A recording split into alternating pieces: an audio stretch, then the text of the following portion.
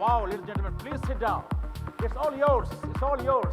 Profit is coming to you. God is showering His love on all of you. So thank you very much for being great audience. Thank you so much. Thanks a lot for the picture. Thank you so much. The next session begins, and this is called Susta, Sundar, Tikau, Surakshith. In English, it is said affordable, attractive, sustainable, and secure. To start this session, I call the session moderator. He is associated with OMET since 2010, became the MD of this company, OMET India, in 2019. With over 20 years of experience, he is recognized as a business and a strategy evangelist, known for identifying opportunities and delivering effective results-driven strategies. Ladies and gentlemen, put your hands together for Mr. Pawandeep Sahni. Pawan, please, on the dais. Welcome. Please, take your seat.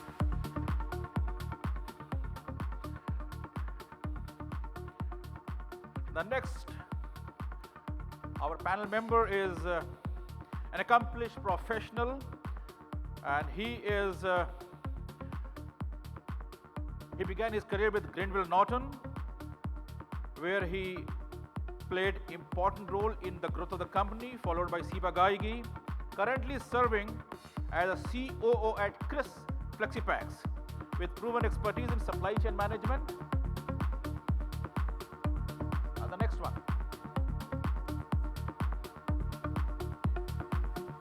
Strong track record in implementing methodologies such as overall equipment effectiveness, risk management, etc.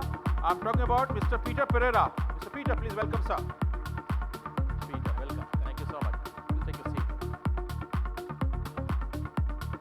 The next one is Mr. Amit Taneja. He is currently serving as a COO of Parksons Packaging Limited, wherein he is managing 12 manufacturing locations all over the world, 12 in India, and also international plants in Tanzania, Africa. So Amit, please welcome on the dais. Amit Taneja, please.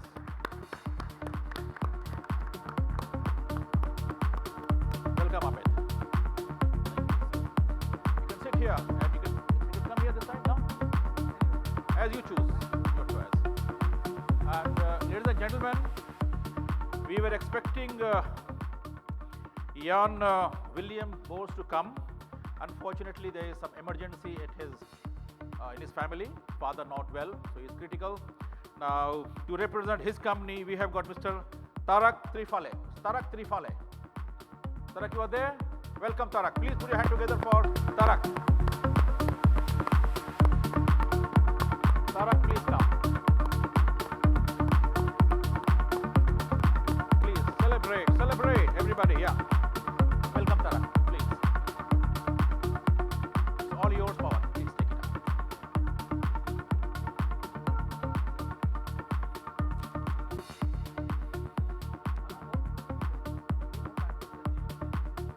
No, it's only two.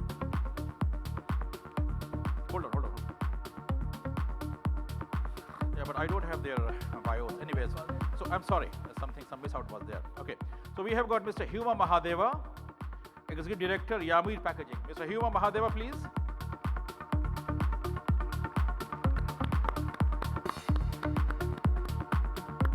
Mr. Hyuma, welcome. Good, Pawan. And then the next speaker is Sanjeev Sondhi. He knows he doesn't need any introduction. He is his own personality on himself. So Sanjeev bhai.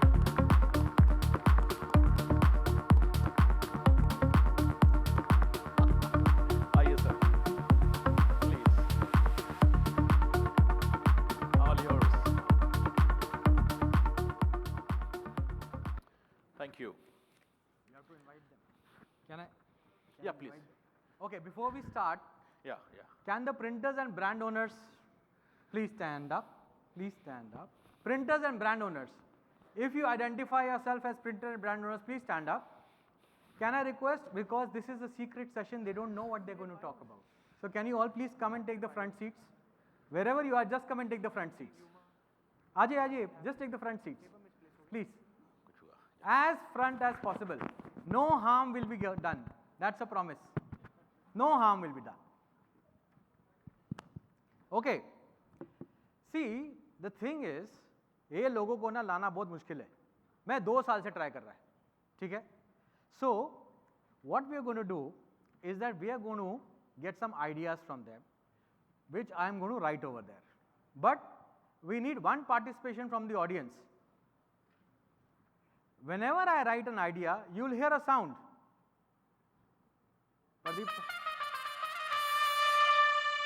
And then you have to say, wow, what an idea. Can we do that once? 1, 2, 3. Okay? Right? So are we ready? Can you commit to this participation? Then only secrets will come out. नहीं तो नहीं आएगा. All right? Let's go. The first pillar is सस्ता. मेरे पास एक plan है. मैं खुराफाती आदमी. सर, अभी प्राइस रिड्यूस करते हैं, प्रॉफिट हम बाद में कमा लेंगे. Right? A very common mindset. Now I want to understand, is this the right mindset? And before we get to the ideas, let's start understanding how they think about bringing costs down, because they all are hardcore operators. ये तभी इनके कुछ के introduction missing है, because they are hardcore operators. So I'll start with Peter sir. I've learned a lot from Peter sir regarding operational excellence. Sir, my question to you is very specific. We spoke about operational excellence. How much operational excellence can add to a company's profitability if done right? You can sit and talk. No, I think I'm more. Okay, go ahead. First of all, good afternoon, everyone. First of all, thanks to Mr. Anil Arora and Mr. Pawan to bring me over here. Most of you, I don't think my face is familiar to many of you. I don't come to this kind of conferences so often. But let me tell my background, where I learned supply chain ideologies and maximize profits, because I worked for a build-to-last company. I don't know how many of you Jim Collins' build-to-last book you read. So I worked for Johnson & Johnson is almost 20 plus years. From there I came to Kris Flexipacks. All system process excellence, manufacturing excellence, operation excellence, I learned from Johnson & Johnson, because the chairman used to stand and tell, in pursuit of achieving excellence, we will never ever rest.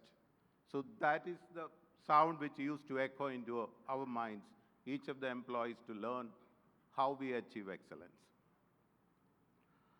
Let me tell you, we spoke about 3 important things for any organization. I think yesterday I heard from Mr. Suresh that when he wants to take PPL to the next level, his focus was the talent. So the people, the technology, and it should be driven through the process. Then only we get the best. So you should get the best out of people, best out of technology, and best out of process.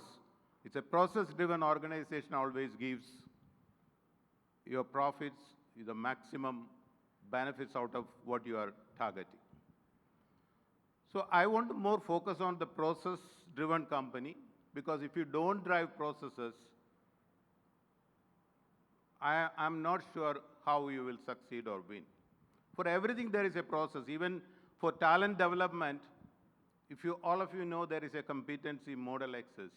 What is competency model? You can assess your people skill set, because each position needs a skill set. So if you assess your people skill set, you can develop them, and someone you cannot be developed, you can replace. I'll interrupt you, Peter sir. Can you tell me how much of that will make an effect to profitability of a company? Because we know this, we heard that. Yeah. So if can it make 5%, 10%? What percentage? I can say it's a big percentage, 20-25% will come out of having the right people at right place and operating All the right. equipment. All right, just take a Yeah. seat. I'll come back to you one more time. So the first idea is top. What do you have to say? Can you play the music? What do you have to say? What an idea. Technology, operations, people. Are you top class? If you are top class, you can look towards Susta. Now, my next question is to Amitji. Amitji, while managing 14 plants for Parksons, what is the one biggest challenge you have seen across all geographies which need to be addressed while bringing operational transformation, right? And over here also highlight the 3 C's that you talk about, right? So you have to tell us the challenge and what the 3 C's does. Thanks, Pawan. Is my voice clear? Thank you. Before I answer your question, Pawan, I think it's important to know 20 to 25% of what? 20 to 25%, Of what? it can add to profitability. 20 to 25% of what? Your sales value, your RM value, your ops cost value? Because it's a percentage of Ops what cost. is very important. Cost yeah, value, cost yes. value. Okay, Wow. so then it's a near perfect answer, because if it had been something else, I would have a different opinion. Okay, wow. But see, I'll first bring clarity about the 3 C's which Pawan spoke about. When you run a professional company which is multi-plants location, you are representing an organization which is, let's say, in the last couple of years, the largest folding carton company in India. And to run that organization with the perspective that you have standardization across your manufacturing setups, which brings an organization discipline. So we believe in these 3 C's. So the first C represent clarity. So when we say clarity, it is both internal as well as external. And I'll take a couple of minutes, Pawan, to explain this. When we say clarity is external, it practically means that your customer base, your clients, the market which you are servicing, what are they looking at? What are they expecting out of you? You should be absolutely clear about it. And if you've got a customer base which is running into hundreds of number, you definitely would have a classification as to, because the needs of customers are different at different levels. And when it is internal, based on the type of initiatives you drive, whether they are top-down initiatives or it is voice of your people, which need to be converted into policies, bringing clarity around this subject, whether external or internal, is very, very important. Once you believe and you think that the clarity around that subject matter is there in the organization, it then has to lead to a deliverable where the commitment levels are imbibed in the process. I mean, I have got a factory, I am running a factory. Pawan was asking, abhi price final kar lete hain, baad mein bada lenge. Why are you even doing a business? You're doing business for making profits out of it. Otherwise it's an NGO which can work out. But you're into business house, you need to make money out of it. So if there's a clarity of what is required, there has to be commitment around the organization as to how that clarity would be delivered. If it's an external clarity, how that was going to get delivered. If it's an internal clarity, and to make sure that those deliverables are inbuilt in your processes, in your day-to-day monitorings, in your daily deployments, the commitment across the organization is very, very important. And if commitment complements clarity, what is required for the task to eventually become a success is the collaboration. It's not a 5-people organization, it's not a 10-people organization, it's a 3,000 people organization. Unless everyone understands, unless I contribute to this with my domain expertise, probably the level at which my organization can deliver results may not be perfect. So the way we see 3C is bring clarity to people, take commitment after bringing those clarity, which eventually imbibes the culture of collaboration. So that's the 3 C's, Pawan. Thank you. From my perspective. And if your first question was how do we Uh, See, at the end of the day, we are a manufacturing organization. We're not a service industry. We're not a consulting industry. We are a manufacturing industry. So there is a battleground where combatants are on the floor fighting a battle out. There are customers to whom you have to you have to deliver your products, you have to meet timelines, you have the quality standards and all. I think one talk of the town which we do in the organization at our level to make sure that concepts like lean, concepts like data analytics, concepts like Six Sigma, concepts like standardization, the visibility between shop floor to top floor, which is what is happening in the plants versus what is being seen by the corporate. This delta has to be minimum. Otherwise, you're driven by perceptions and not by reality. So to us at Parksons, operational excellence is all about not perceiving things, but about being as close as to reality in terms of your monitoring mechanisms, your reviews. And once you know what is happening really on the ground, it becomes little comparatively easier for you to address those challenges, which eventually helps organize. Thank you. All right. So, are you ready? Now you're ready. Okay. So, we got an idea. Actually, two. The 3 C's: clarity of subject, commitment of delivery, and collaboration. And today, in the earlier session, we learned how collaboration can actually create magic, right? And the last one was transparency of metrics. Sometimes I feel that as business owners, we ourselves are okay to not have clear metrics, right? I think it's a very last is a very key point. Is this a good idea? What an idea. What an idea, Sirji. All right. Next question to Sanjeev ji. Sanjeev ji, when you came to market, there was a lot of debate around how can you be so competitive. I think sometimes it is even today. And on the other side, you invested in world-class technology, machinery, people and plants. What is the secret that you know that we all don't know? How do you make this happen? Because, as I said, I'm Kurafati.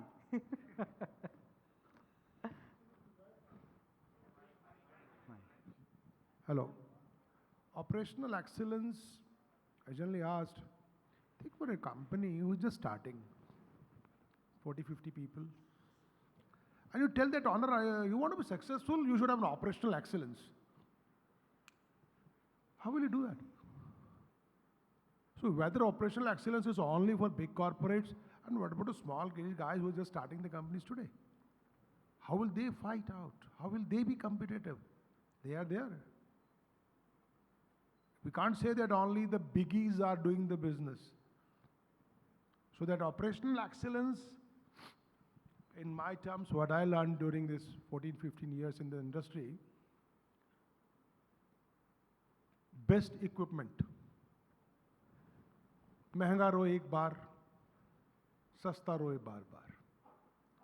Means one headache of machine breaking down should not be there.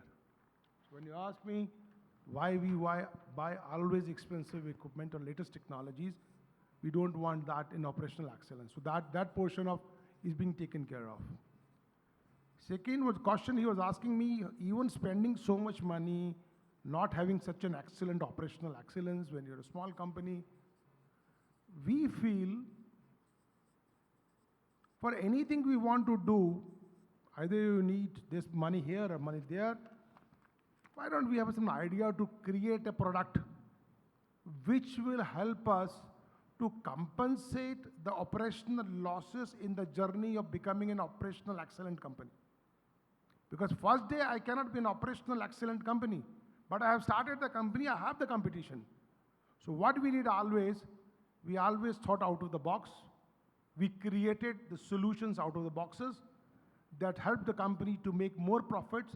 So even when we were not making 25% operational profits, maybe 10% of that we were covering it up with our new innovative ideas and new solutions. That was the reason Zircon from day number 1 till today is one of the most competitive company in the country. Thank you. I hope Thank you. I look at the key takeaway. If you can't be competitive when you start in operations, think so he's saying think profit first. And यहाँ मैं बात कर रहा हूँ profit बाद में कमा लेंगे. How many of us actually do this? कि शुरू तो करो, धक्का तो मारो, चालू तो करो. And he's saying it's a reality. So think profit first. What an idea, Sirji. All right. All right. Now I come to the next guy, Hyuma. Now Hyuma is actually an offset printer, hardcore, no flexo at all. But the reason why I requested him to join us is because he does something very, very special which I have not seen around. And since we were discussing this topic, I wanted him to share his insights on this.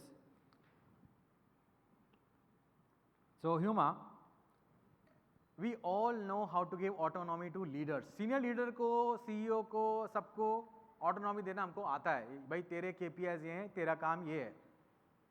He does something very magical in down the line also.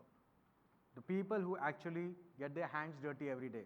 So I want Hyuma to share your secret on what you actually do and how it helps you to remain competitive.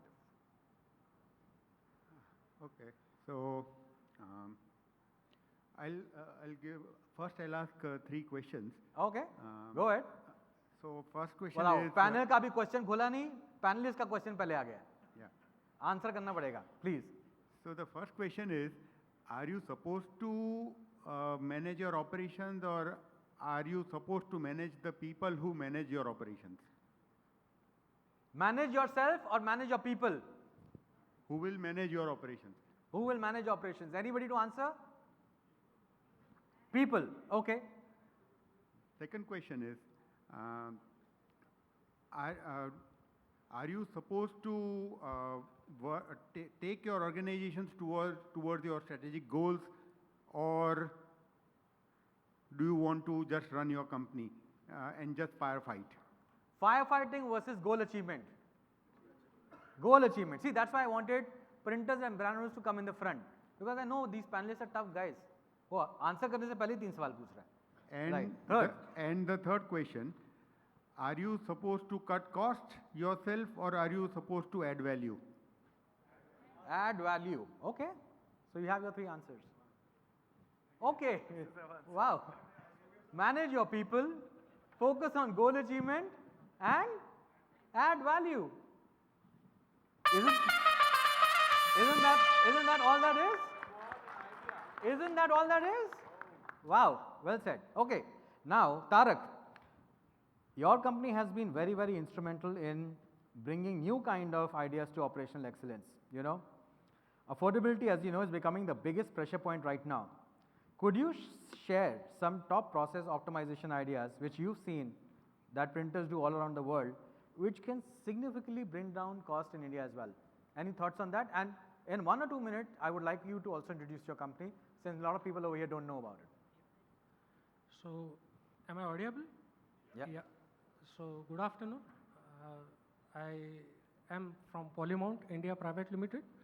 Actually, sorry, my boss was supposed to be here. Our founder CEO was supposed to be here, but he could not come.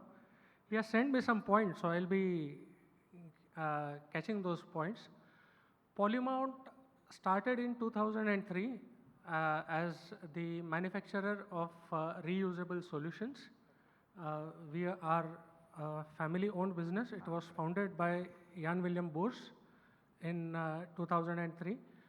The major product what we have is the self-adhesive sleeve, where you don't need a plate mounting tape to mount your plates.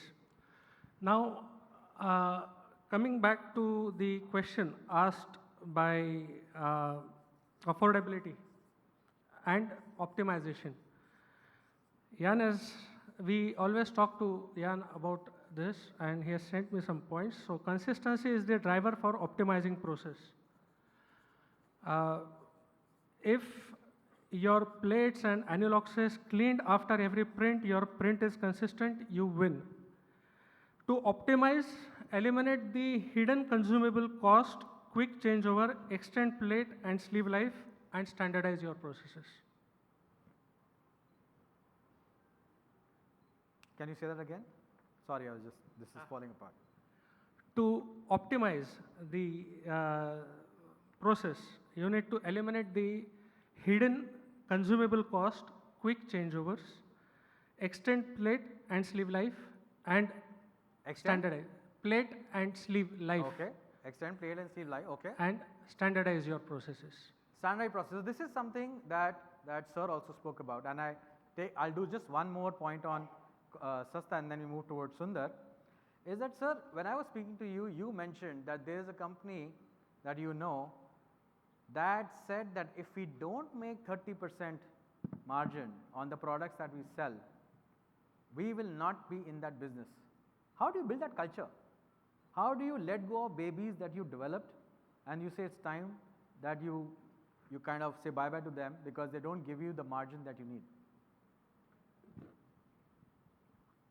And I told very clearly, this company will not compromise on the profit target year after year. They will Correct. never target. So how And do you they build that believe culture?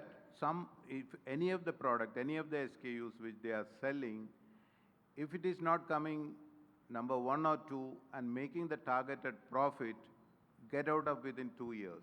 Out within 2 years. Yeah, don't sell that. So the same is applicable to all the industries here.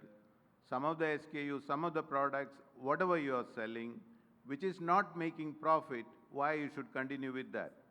So maybe you should find another product mix, or look for a product which is it's a high value product mix which you can make profit. Understood. So that strategy is very clear. So making profit, we should have a clear, defined strategy how we want to make profit for the business which we are doing. Business is money. If you don't make profit, don't do it. How many of us over here still have the same product that was there 10 years back, 5 years back? Right? And here we have someone who's saying that if you're not number 1 and number 2, so I'm guessing the hands that went up are probably number 1 and number 2 in their businesses. He's saying that if you're not number 1 and number 2, you need to get out of that business, of the product line. Which means that what he spoke earlier about constantly in technology, operations and people, it cannot be a one-time off-site. It has to be the DNA of a company, right? Okay, now I'm becoming somebody else.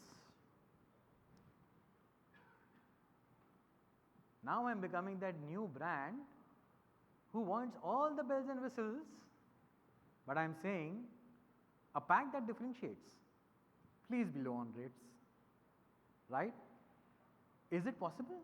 So my first question for that goes to the 3 printers on the dais, right? So you can take one by one, up to you, right? Does beautiful packaging actually impact success of a brand? Can you, any of you can begin answering this with some examples as well, so that the case of beautification comes into play? I think, I don't know, so the beautification is a different perception. Embellishments, decorations, whatever. If a brand on the shelf has an interactive value, that which says make consumer to stop for a moment and see what is that. I think that may, that will answer your question. Sorry, because it only yes, it does impact It because impacts. it creates a disturbance. Because generally, if you go to the trade, they will park a similar type of product in a one shelf. You're looking for a toothpaste, they will be all toothpaste together. You're looking for a skin lotion, all type of skin lotions together. Looking for tomato ketchups, all tomato ketchups together. So until and unless you want a new consumer to pick up your brand, so that beautification is a disturbing nature where the consumer can have an interaction. So in that way, it can have it. Can you cite an example? I mean, anything that you remember that created an impact? No, we just created composite canister for a very big liquor company, and they told us the way it was being created, it was totally a disturbance because people just wanted to see what is this pack is. It was not showing anywhere it's a liquor pack, but it was beautifully crafted with screens and flexo, and I think that made a very big impact. All right. So what I understand is that you're saying that engagement creates an impact. And in your case, it was visual. Hyuma, you've done a lot of work. And you actually added, in one of the projects that you told me, you actually added beauty and sustainability together, right? There was something that you did. Share that example. Yeah, so basically I'll give two examples. Oh, go ahead. One particular case was regarding it was an hair dye carton, and they were competing against the Godrej's of the world. So the ask was very clear. They wanted a carton which on the shelf should look different, but it should cost less or same. It should cost less. Oh, or wow. same. Okay. I mean, they didn't have that big budget. So all we did was, if you see a carton, it is normally rectangle. So on the one of the crease, we removed it and gave it a curve. Okay. The challenge was getting the curve right, because board has its own property, and from mill to mill and lot to lot it might differ. So we adjusted that and we put it, and then on the shelf you have L'Oreal, you have Godrej, and then you have this company with a curved carton. So right. it would immediately stand out. Right. The second case was, it was very different. It was more to do So with sustainability. if I take the first example, you're saying you just reimagined how the same carton Yeah. was created. Yeah, just remove So then- one crease and give it a curve. Wow. That's it. Right. So it is a valid ask then. Okay. What is the next point? And the second job was specifically it had two glass items, different shapes, different sizes, and big quantities. I'm talking A category customer. They were already buying it from the market. The outer carton was pretty simple, a corrugated one, but the inner partition, that was the most difficult part. So what we did is we re-engineered it completely and reduced the cost of the partition by quite a bit, because here we are talking glass items, so you cannot just reduce the GSM or something like that. You really have to re-engineer it. So just by doing that, last 3 years we have been getting that order back to back 100%. So again, it is what you did was reimagine either the structure or the process. Yeah. Have I said that right? Yeah. Right? So I think that is a good one. Just to ask, sometimes brands don't have the chance to increase cost, but by reimagining or rethinking the structure of the process, there is a point that beautification can happen. Amitji, would you like to answer a few things here, or maybe give an example? I know you also do a lot of innovations. Yeah, so if I have the liberty to mix beautification with the purpose, will that solve? Yes, it's just that I'm looking at Anandji and he's looking at the clock, so we'll try to be faster. So I mean, last year, and we displayed this to a few of the brands in the meeting we had.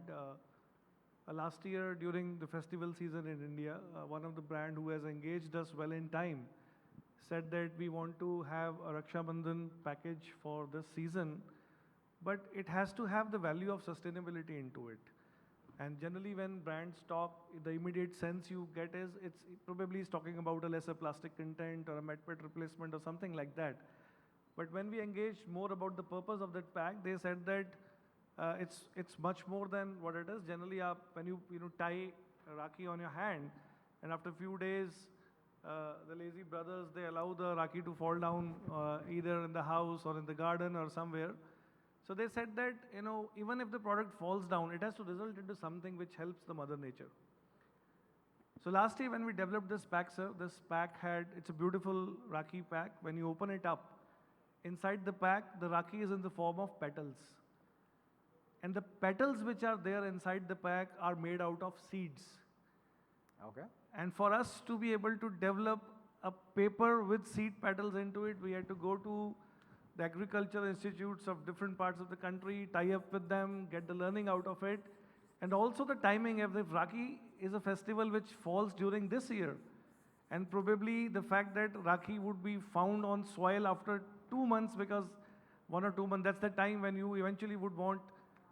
That study eventually led to a discussion with the customer, Pawan, where I must honestly say that the people who worked on this project, the amount of appreciation which the team received out of it. Wow. Of course, the pack was a success, but success with a purpose. eventually became the top of the Rakhi town. with seeds, huh? Yeah, yeah, yeah. How many of you knew about this example? Only the brands. I think I know why those hands are up. I know why those hands are up. But wow. Yeah, thank you. Thank you for Right? trusting us. Now, Thank you. what Amit ji has actually done has probably entered a bit into my next point. We just discussed in the session of Future of Pack that we have to accept gravity, and affordability is gravity, right? Sustainability is the need of the hour, and what is internet to a mobile? Sustainability will be to a pack. Does anybody over here has a phone which does not have internet? Right? That is what a pack will become, right? The question is, are you Susta dene able? Right? So here, I want to start with you, sir. And I don't want to, because I know you, how you drive projects, right? Now, in a environment like this, where on one side we need sustainability and on the other side we need competitiveness, right? How do you make sure that the teams, he mentioned it a bit, but I would like to understand, because I know you do this exercise with your company. How do you ensure that teams which are thinking on these ideas actually make sure that these ideas, these brainstorming sessions are put into a right execution plan? How does that happen? Because I know you've been doing that a lot in your organization in Kris.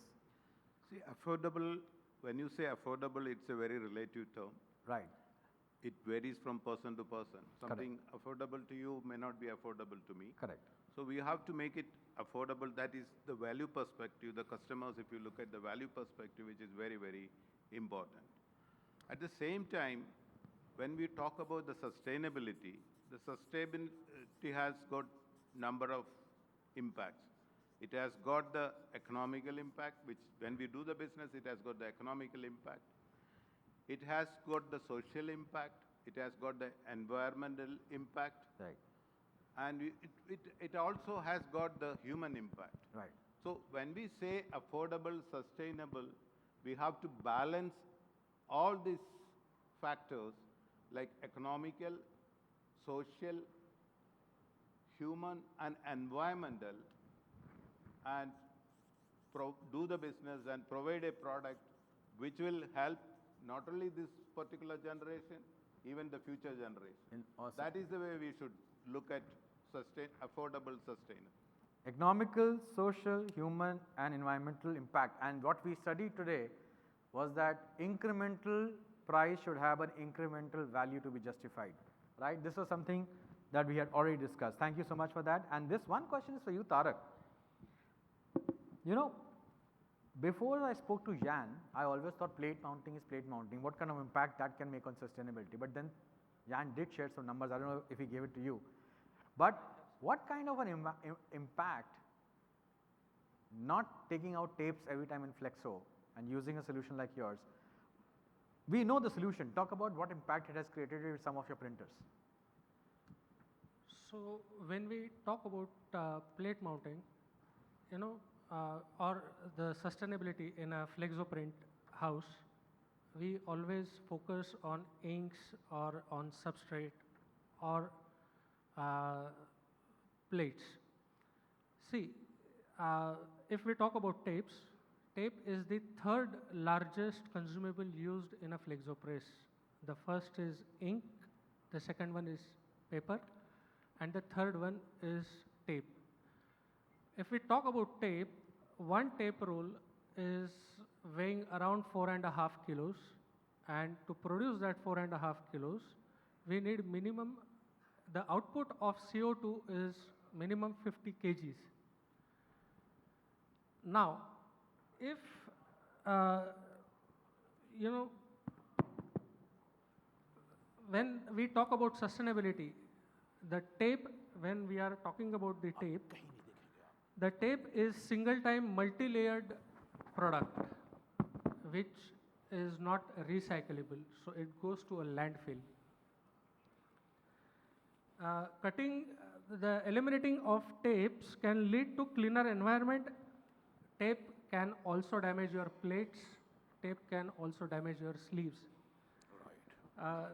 If you save on tapes, it's just not you are saving the tape, but you are also streamline the process at all. So it's sadly the tape usage is most repetitive and least question consumable in Flexo plant. So if you eliminate the tape, you save a lot on cost, plus you become a part of sustainability campaign.